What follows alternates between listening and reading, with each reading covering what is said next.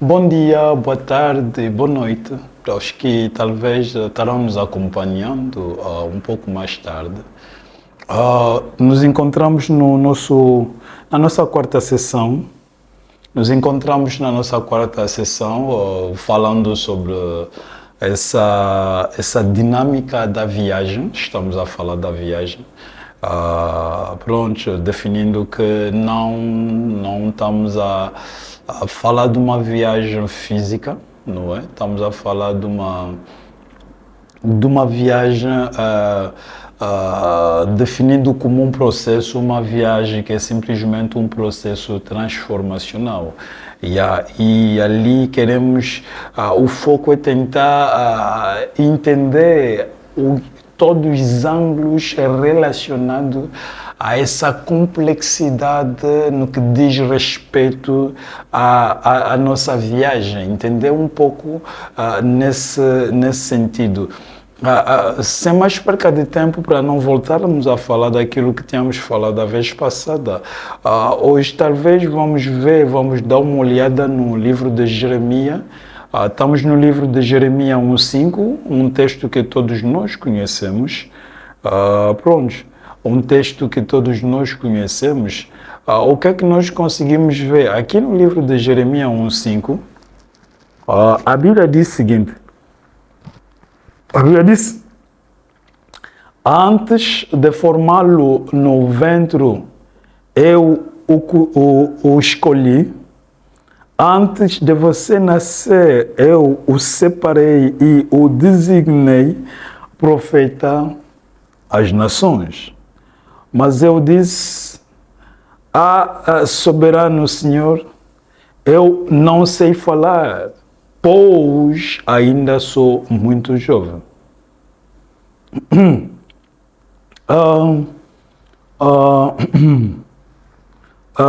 Podemos ler também o versículo 7, onde a Bíblia diz: o Senhor, porém, me disse, não diga que é muito jovem, a todos a quem eu o enviar, você irá e dirá tudo o que eu ordenar a vocês. Esse é o primeiro texto. Vamos ver mais um outro texto. Estamos no livro de Romano 8.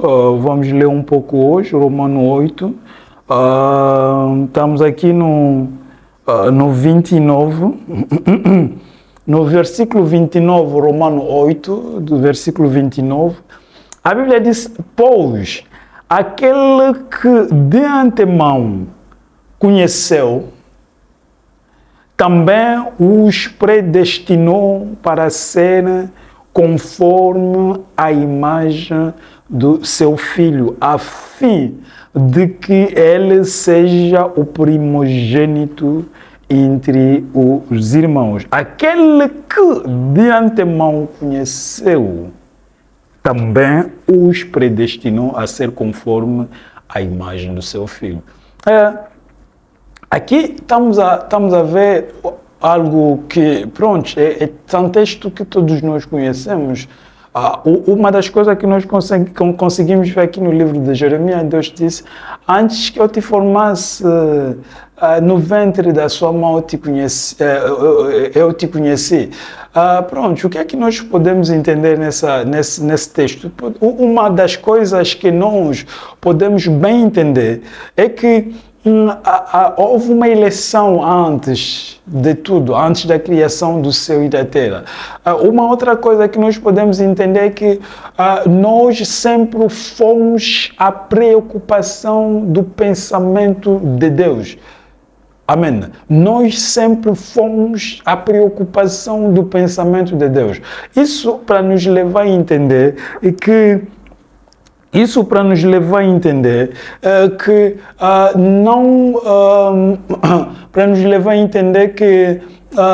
não nos tornemos filho de Deus por acaso. Quer dizer, havia um plano de Deus, alguma coisa que aconteceu antes de tudo e que, segundo a eleição divina, segundo a soberania de Deus, nos encontramos onde estamos. A Bíblia nos mostra que nós éramos a preocupação do pensamento de Deus. Antes que eu te formasse da madre da sua mãe, do ventre de sua mãe, eu te conheci.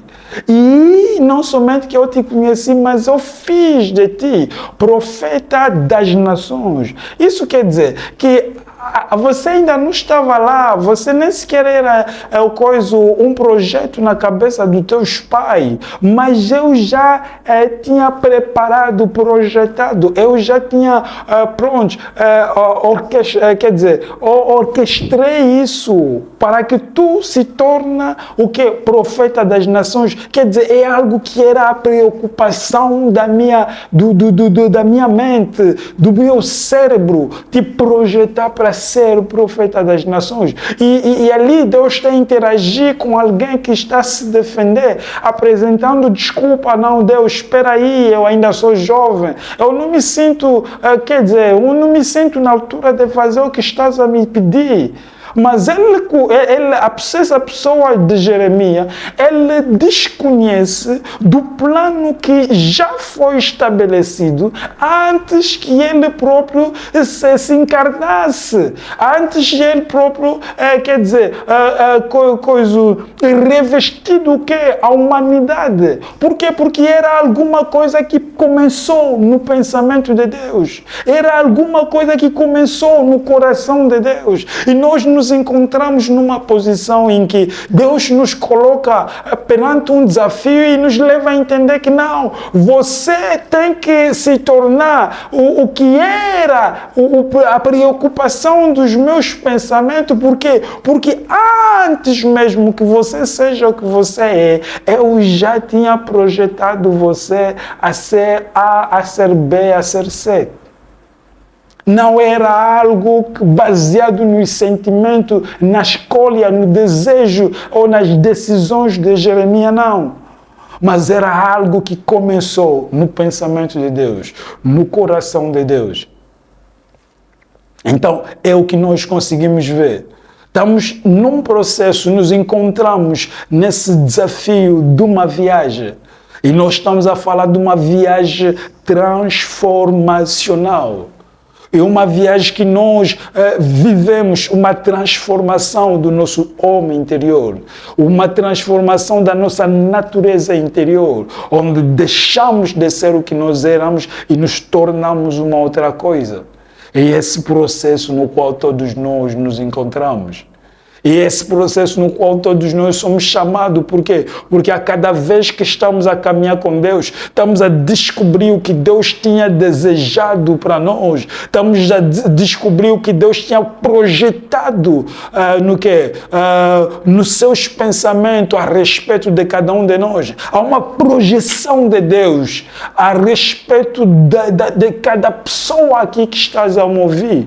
Por quê? Porque Deus tinha projetado alguma coisa. Deus focava alguma coisa e Ele está a perseguir o que Ele estava a focar na vida do irmão. Ele está a perseguir o que Ele estava a focar na vida do quê? Da irmã. Por quê? Porque você era a preocupação do quê? Dos seus pensamentos. E a verdade é o quê? A verdade é que a necessidade da constituição da terra, a necessidade do contexto em que nós nos encontramos terra, que é o contexto terra, é que nós somos mulher ou homem. Por quê? Porque no pensamento de Deus, a gente não era nem homem nem mulher. Mas nós nos tornamos homem e mulher nesse contexto. E nós, por causa disso, nós somos chamados a entender. E acredito que há um evangelho doente na nossa sociedade, um evangelho focado sobre desejo, plano, motivações, e talvez a necessidade de aparecer, e que tira o sentido original, o sentido pertinente, genuína da pureza do evangelho. Mas é preciso que nós chegamos ao ponto de entender por que nós somos, o que está ligado à vida de cada um de nós, o confronto em que cada um de nós se encontra para poder manifestar a natureza de Deus na vida dele. Isso sim é o processo em que todos nós nos encontramos. Nos encontramos num processo, numa viagem.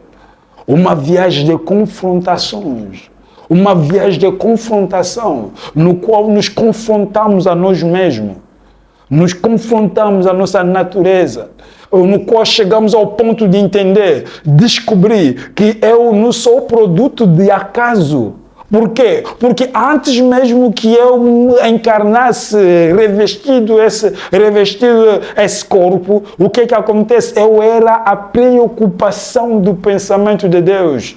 Eu era o projeto do pensamento de Deus. Eu incomodava o coração de Deus. Deus me projetou para esse tempo com um propósito específico.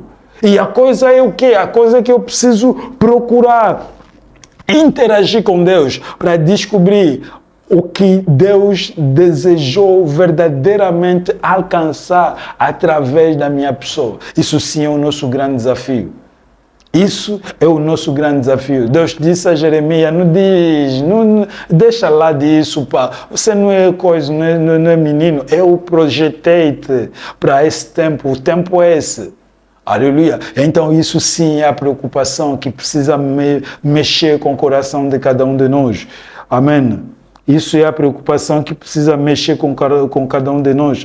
Aqui no livro de Romanos 8:29, a Bíblia diz, pois aquele que de antemão conheceu, quer dizer, você não se torna o que você é por acaso. Por quê? Porque aquele que de antemão ele conheceu, também o predestinou para ser conforme a imagem do seu o Filho.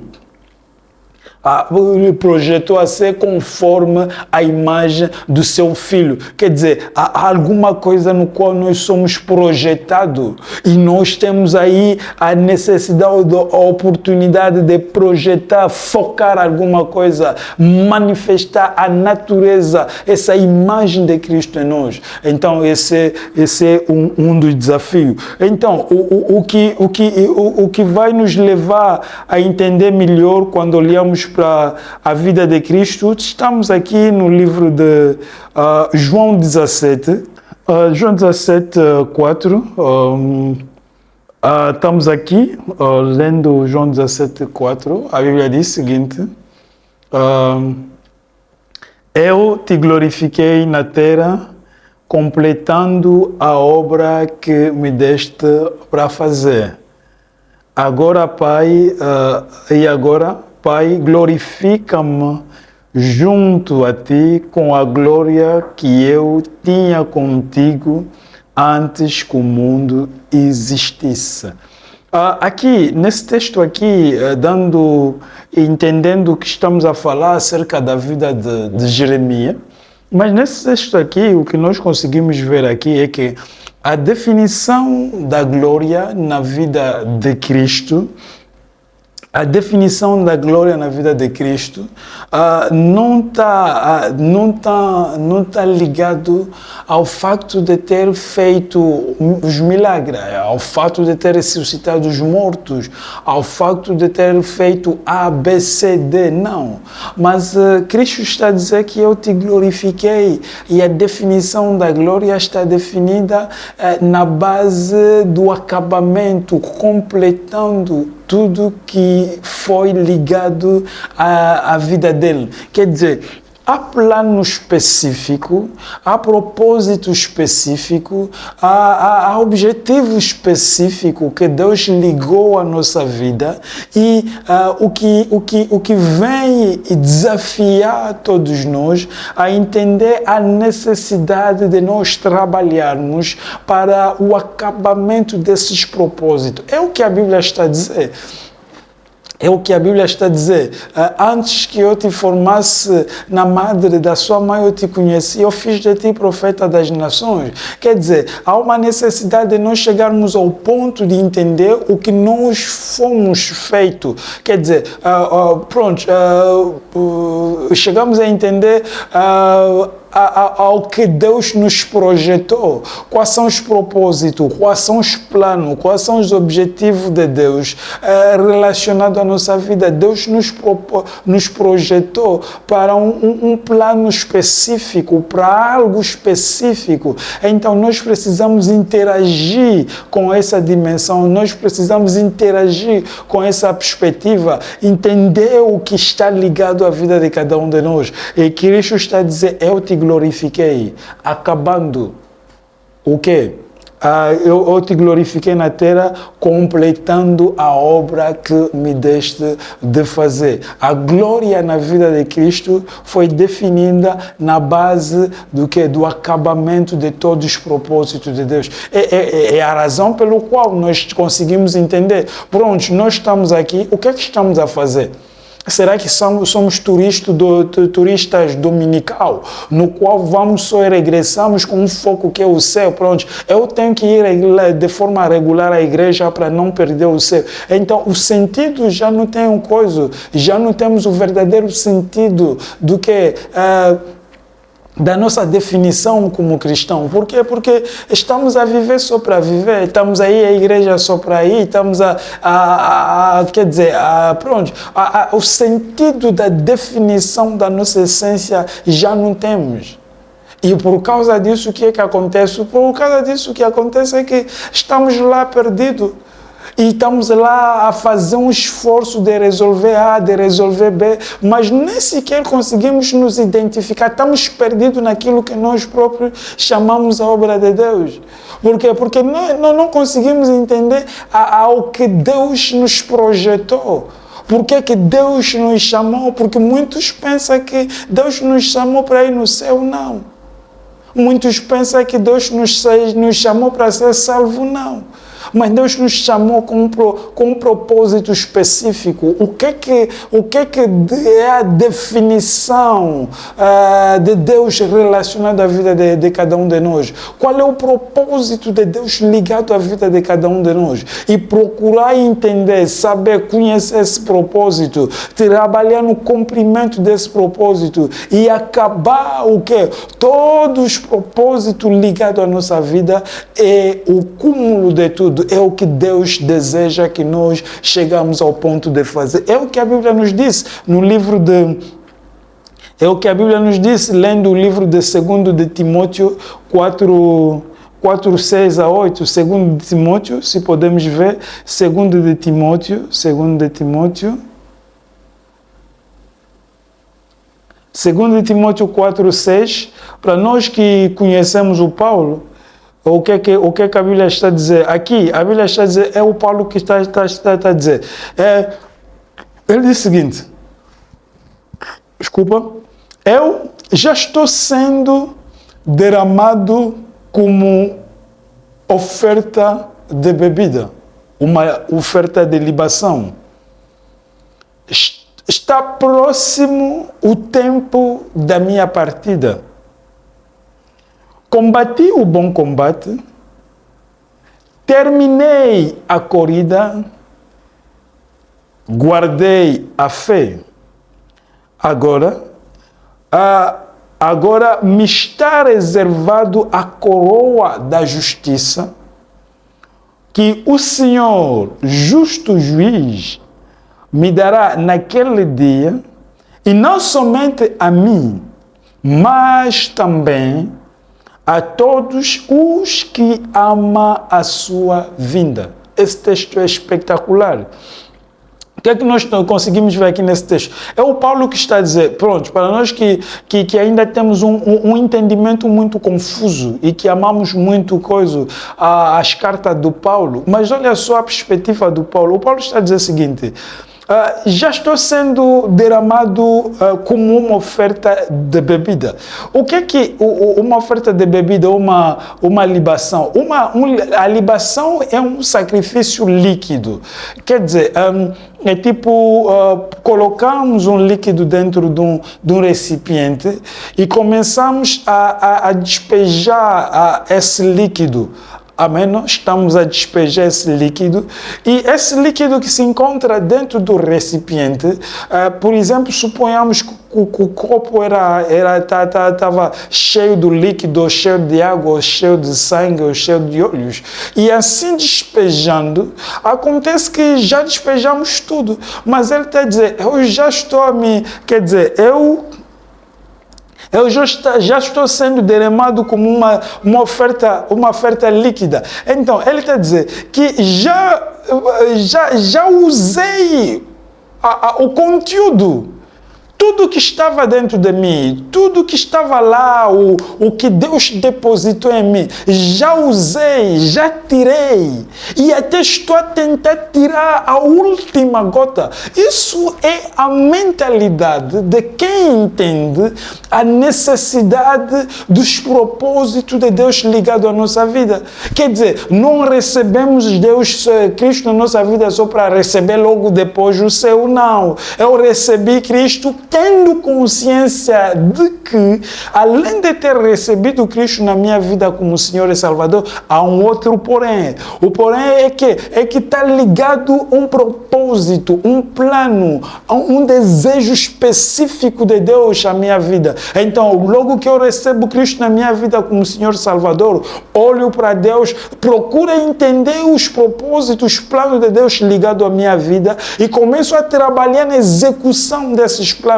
Começa a trabalhar na execução desses propósitos, desse projeto, com um fim, procurar acabar aquilo, procurar esgotar aquilo, procurar terminar todos os propósitos que Deus ligou à minha vida. É o que o Paulo está a dizer. Eu fiz o quê?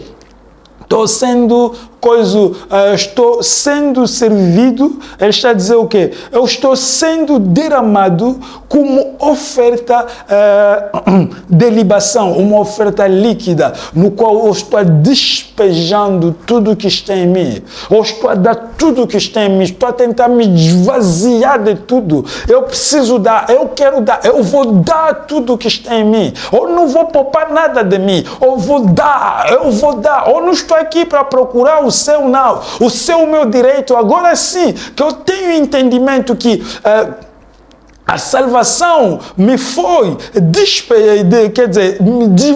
dispensado, me foi dado para fazer o quê? Já estou salvo e uma vez salvo, estou aqui para fazer o quê? Para trabalhar no cumprimento dos propósitos de Deus. Uma vez com esse entendimento, então, o céu já não é uma preocupação. Agora sim, a única preocupação é identificar todos os propósitos de Deus ligados à nossa vida e trabalhar no cumprimento, concluir, acabar todos os propósitos que Deus ligou à nossa vida. Isso sim é o que nós precisamos perseguir como filho ou como filha de Deus. É por isso, se continuamos lendo, ele diz, eu já estou sendo derramado como oferta de bebida. A outra versão que fala de libação, está se aproximar, está próximo o tempo da minha partida. Acho que precisamos reler muito bem as nossas Bíblias. Precisamos pegar as nossas Bíblias e ler a Bíblia de uma outra forma, para podermos entender e confrontar as nossas filosofias. Essas filosofias da salvação e tal, nós precisamos ir no céu. Não é salvação depois do céu, não. É salvação, já estou salvo e agora sim trabalhar, identificar os propósitos de Deus ligados à minha vida e trabalhar no cumprimento desses propósitos, acabar esses propósitos que Deus ligou à minha vida. E ele vai dizer o seguinte, no versículo a parte B, está próximo o tempo da minha partida. E no 7 ele diz o seguinte, combati o bom combate, terminei a corrida, guardei a fé. Agora a coroa de justiça está reservada por mim. Quer dizer, eu já fiz o que era para fazer. Já despejei tudo o que está em mim. Agora sim, posso dizer que eu combati o bom combate e que terminei a corrida e guardei a fé. Acredito eu que nós precisamos estar na mesma perspectiva do Paulo, onde podemos olhar para nós mesmos e dizer, não, eu estou aqui e entendi a necessidade de trabalhar para todos os propósitos de Deus ligados à minha vida. Então, o que vai ser preciso é o quê? É buscar a Deus, identificar os propósitos de Deus ligados à minha vida, para que tenham a capacidade de fazer o quê? Concluir todos os propósitos de Deus na minha vida. É o que, como Paulo disse, Cristo disse, Pai, que Cristo disse, eu te glorifiquei acabando a obra que me deste de fazer. Então, somos chamados a trabalhar no cumprimento e no acabamento de todos os propósitos de Deus ligados à nossa vida. Que Deus nos abençoe. Obrigado.